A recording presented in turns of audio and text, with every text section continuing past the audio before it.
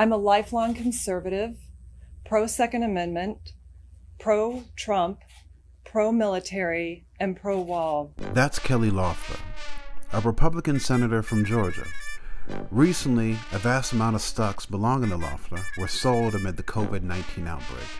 So why are people accusing her of looking out for a wallet instead of the American people? I'm rap artist Busdriver, and this is a story about American Senator Kelly Loeffler. Kelly Lynn Loeffler was born in Bloomington, Illinois in 1970. Bloomington is best known as the home of State Farm Insurance, or seemingly every other commercial on television. But it wouldn't take long for Loeffler to dominate the airwaves herself. She attended undergrad at the University of Illinois in Champaign, where she was a member of the Alpha Gamma Delta sorority, which often held fundraisers for diabetes. She went on to graduate from Chicago's DePaul University with an MBA in 1999. Out of school, Loeffler worked at Toyota for 4 years, where according to LinkedIn, she was a district account manager. From there, she hopped to Citibank, then William Blair, an investment banking company, and then eventually to Intercontinental Exchange, or ICE, in 2002. According to the company's website, it builds, operates, and advances global markets through information, technology, and expertise. AKA, it owns financial and commodities exchanges, including the Wall Street located New York Stock Exchange. Oh, do tell. She quickly climbed the company ladder, securing a seat as top lieutenant for the company's CEO, Jeff Sprecher. In 2004, Loeffler married her boss, Jeff Sprecher, how convenient. Later, she took over as head of marketing. In 2013, the company bought the New York Stock Exchange for over $8 billion. Wow. Along the way, Loeffler apparently bought a minority stake in the WNBA team, the Atlanta Dream, before becoming a full-time co-owner in 2011. The Atlanta Journal-Constitution notes why this is a particularly interesting venture for Loeffler of all people. Quote, "The WNBA has a history of appealing to black and LGBTQ fans, both groups far from Trump's base. Plus, the league has a reputation for supporting progressive causes, like a 2018 initiative that allowed fans to donate a portion of ticket sales to Planned Parenthood, an abortion rights group. This doesn't go unnoticed by Loeffler, though. She told AJC, "Frankly, I think Americans have been saddened by the politicization of sports because it's something that uniquely unites people."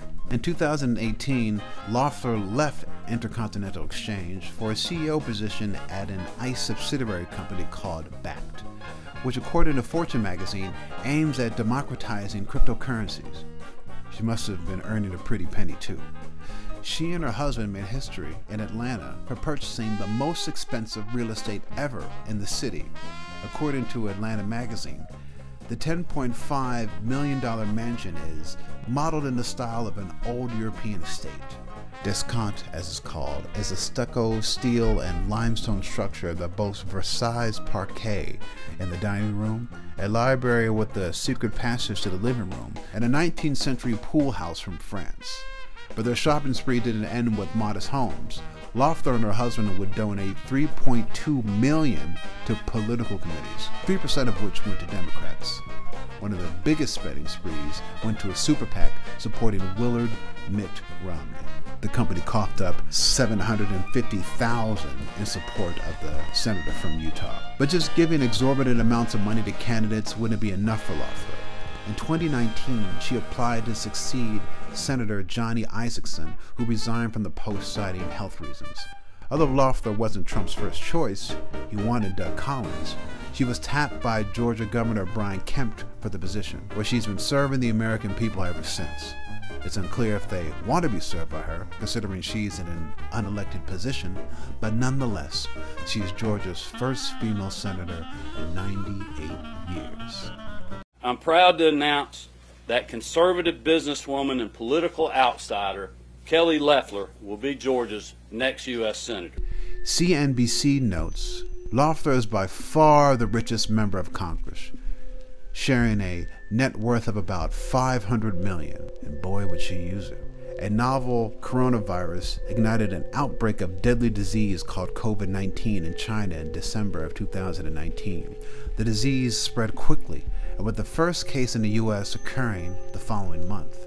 By March of 2020, the COVID-19 outbreak was in its nascent stage, just beginning to take hold in the US. Then in early 2020, Loeffler and her colleagues sat through some closed-door meetings. And right after those meetings, Loeffler sold a bunch of stocks. Suspicious? I don't know. A whole bunch. Directly before the market took a nosedive, she sold in total stocks valued up to $18.7 million. She dumped her retail stocks and bought shares in DuPont, which produces medical supplies. Instead of warning the American people, after getting such vital information, she offloaded millions in stocks and then publicly said this. The good news is the consumer is strong, the economy is strong, jobs are growing.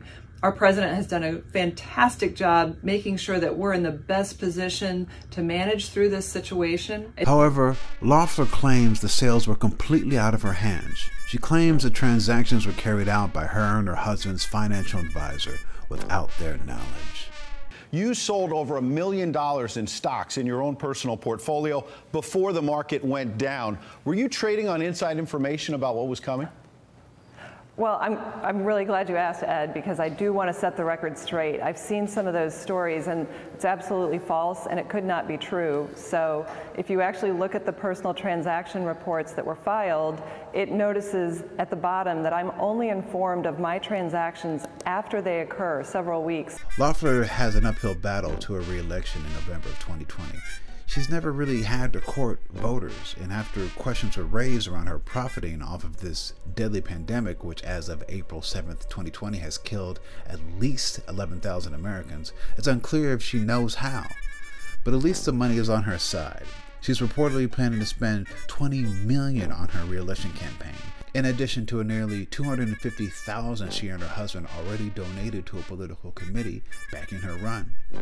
Georgia voters will certainly be wrestling with Loeffler's inside trading allegations before they reach the ballot box.